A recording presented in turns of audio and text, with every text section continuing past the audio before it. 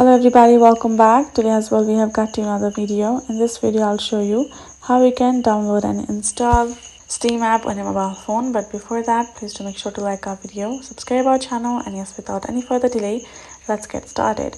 So for that, all you gotta do is simply open up your app store, and then you're gonna go to search bar on top and type in Steam. Once you have searched up, you can tap on Steam Mobile and tap on Get option right over given here.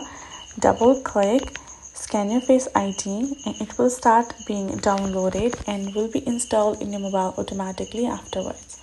You just have to wait till the cycle is completed and it's done. Now you can see and tap on Open, and we will have our Steam on our phone ready to be used.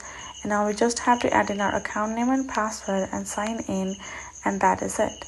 So that's basically how you can do it. Hope this video was helpful to you all. Thank you so much for watching, and I'll see you guys in our next video.